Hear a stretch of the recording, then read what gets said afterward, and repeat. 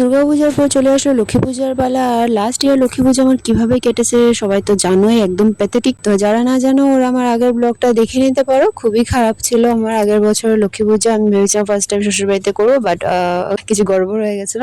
Anyway এবার আর যাইনি লামডিং এ, এবার গুয়াহাটিতেই ছিলাম, কেননা লামডিং থেকে আমি আসলামই দশমী শেষ করে। তো সকাল সকাল উঠে আমরা কিন্তু গিয়েছিলাম ফার্স্টে বাজারে, মানে আগের দিন রাতে সবকিছু বাজার করেছিলাম, কিন্তু যেগুলো বাকি ছিল সেগুলো আমরা সকাল সকাল উঠে করে নিয়েছি। এরপরে অভি এখানে স্নান টান করে আমাদের ঠাকুরগুলো যেগুলো দেওয়ালে টাঙানো ছিল সেগুলোকে নামিয়ে সিংহাসনে বসিয়েছে। আর সিংহাসনটা আমি কিভাবে নিলাম সেটা তো তোমরা আগের ব্লগে দেখতেই পেরেছো। এরপর আমরা বাজার থেকে যেসব সবজি টবজি আনলাম সেগুলোকে কাটাকাটি করে দিচ্ছিলাম, কেননা আজকের মেনু হলো খিচুড়ি লাবড়া। তো অভি এক সাইডে খিচুড়ি বসিয়ে দিয়েছে আর আমি এখানে সবজিগুলো কাটাকাটি করে দিলাম। সবজিটা বলেছিলাম আমি বানাবো, বাট ও বললো না ওই বানাবে আজকে, ওই বানালো সবজি। আর আমি এরপরে ময়দা মাখতে বসে গেলাম, কারণ আমার ইচ্ছে ছিল পুরি বানানোর। তো এইসব কাম সারতে সারতে প্রায় অনেকই টাইম হয়ে গেছিল। এরপর আমি স্নান টান করে ঢুকলাম হলো আবার ঠাকুর ঘরে। এরপরে আমি আলপনা দেওয়ার কামটা শুরু করলাম। আলপনা শেষ করতে করতে প্রায় সন্ধ্যা হয়ে গেছিল। এরপরে রেডি হয়ে বসে গেলাম হলো পুজোর বাকি জোগাড় যন্ত্র করতে। সবকিছু করে শেষে পাঁচালি পড়তে বসলাম।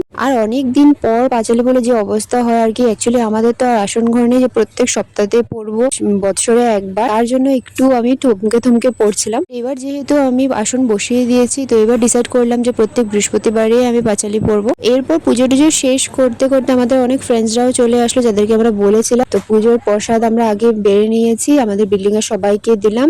এরপরে আমরা নিজে নিয়ে বসলাম, ফ্রেন্ডসরাও খেল। আর এবার প্রসাদে ছিল খিচুড়ি, লাবড়া, পুরি, সুজি এবং কিছু ফল প্রসাদও। তো এবার লক্ষ্মী পূজার সবচেয়ে ভালো জিনিস আমার সাথে হলো যে এই সিংহাসনটা বাড়িতে আনা, যেটা আমার অনেক দিন ধরে ইচ্ছে ছিল। আর এখানে পায়েল সবাইকে ওর পেট দেখাচ্ছিল যে খিচুড়ি খেয়ে ওর পেট কিভাবে ঢোল হয়ে গেছিল। এনিওয়ে তোমাদের লক্ষ্মী পূজা কেমন কেটেছে কমেন্ট করে জানাবে। দেখা হচ্ছে আবার নেক্সট বাই।